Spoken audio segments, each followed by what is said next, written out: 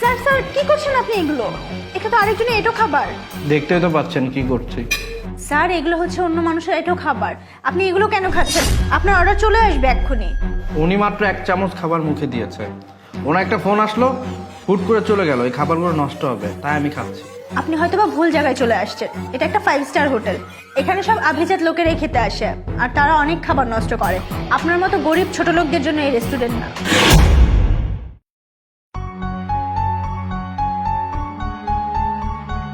Sir আপনার order, আর কিছু লাগবে? না, আপাতত লাগবে না, আর যদি লাগে আমি আপনাকে জানাবো। ঠিক আছে sir, thank you. Welcome. Sir আপনার কি লাগবে, কি অর্ডার করতে চাচ্ছেন?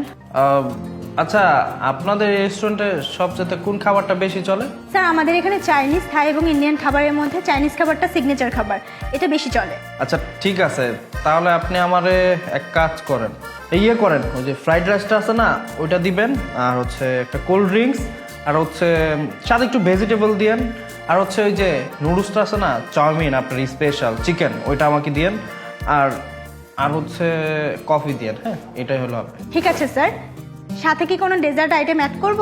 না, আমি কোনো ডেজার্ট খাবো না, আপাতত এগুলো হলো হবে। চাইলে আমাকে একটা কোল্ড ড্রিঙ্কস দিতে পারেন। Okay sir.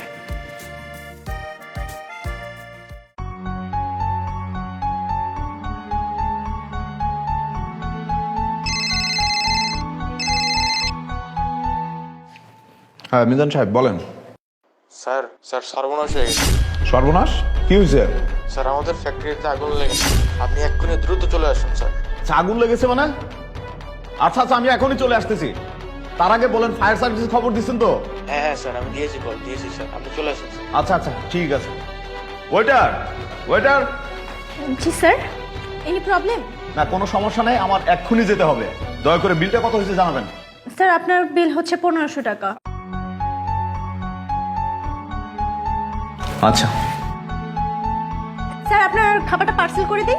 নো থ্যাঙ্কস, এটা গরিব কাউকে দিয়ে দিন। ঠিক আছে স্যার, তাহলে আমি এক্সচেঞ্জ করে আনছি। বাকিটা আপনার টিপস, ঠিক আছে? Okay, thank you. Thank you sir.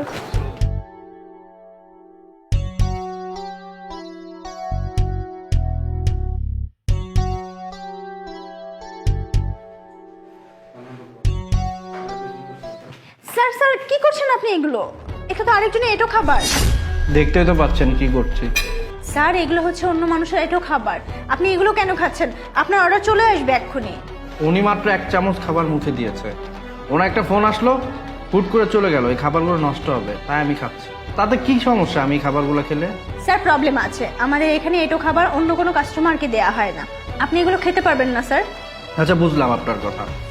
আচ্ছা একটা কথা বলুন তো, আমি যদি এই খাবারগুলো না খাই, এখান থেকে চলে যাই, আপনি এই খাবারগুলো কি করবেন? কি আর করবো স্যার, এই খাবারগুলো ডাস্টবিনে ফেলে দিব।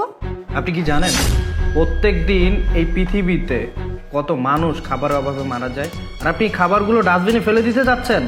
স্যার আপনি হয়তোবা ভুল জায়গায় চলে আসছেন। এটা একটা 5 স্টার হোটেল, এখানে সব আভিজাত লোকেরাই খেতে আসে আর তারা অনেক খাবার নষ্ট করে। আপনার মতো গরিব ছোট লোকদের জন্য এই রেস্টুরেন্ট না। তাই শুনুন, আপনি কিন্তু আমাকে অপমান করে কথা বলছেন। আপনার মতো ছোট লোকদের কোনো মান সম্মান আছে যে কিনা পরে এটো খাবার খায়?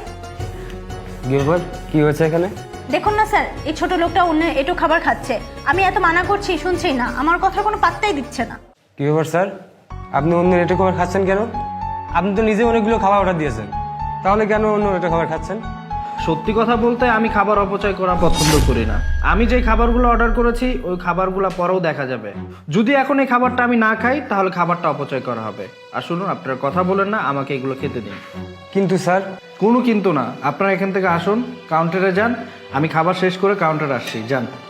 আর শুনুন, এই খাবারের বিলটা আমি আবার দিব, সমস্যা নেই।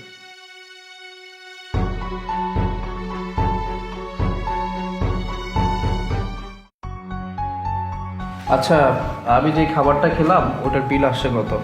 স্যার আপনি যে খাবারটা খেয়েছেন সেই খাবারের বিল তো অন্য একজন দিয়ে গেছেন। আমি একবার সার্ভ করা খাবারের দাম দুজনের কাছ থেকে কিভাবে নিব? কেন, আমি না আপনাদেরকে একটু আগে বললাম যে খাবারের বিলটা আমি আবার দিতে চাই? বুঝতে পারছি, এখানে টাকা আছে। কিন্তু স্যার আপনি তো আপনার অর্ডার করা খাবার খাননি, তাহলে এতগুলো টাকা দিচ্ছেন কেন? এতগুলো টাকা কেন দিচ্ছি শুনুন, যে খাবারটা আমি খেয়েছি এই টাকা ওইখান থেকে রাখবেন, আর একটু আগে যে খাবারগুলো আমি অর্ডার করেছি ওইখান থেকে এই টাকাগুলো রেখে দিবেন।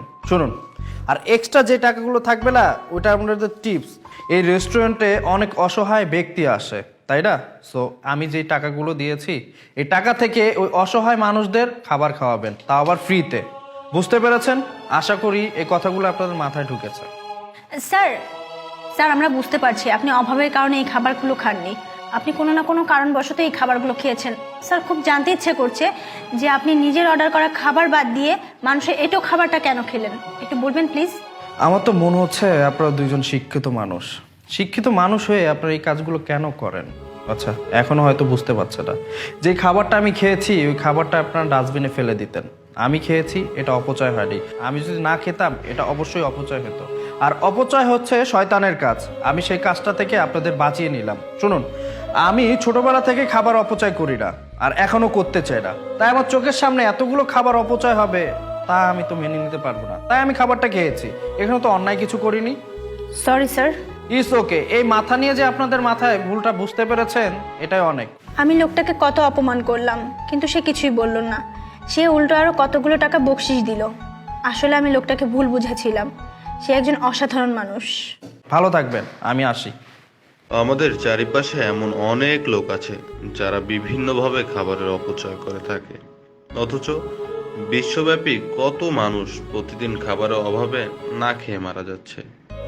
কাজেই আপনাদের সকলের কাছে অনুরোধ, আপনারা কখনোই খাবারের অপচয় করবেন না, কেননা আপনার অপচয় না করা খাবার খেয়ে একজন অসহায় মানুষ তার ক্ষুধা নিবারণ করতে পারবে। এতে মহান আল্লাহ তাআলা আপনার উপর সন্তুষ্ট হবে।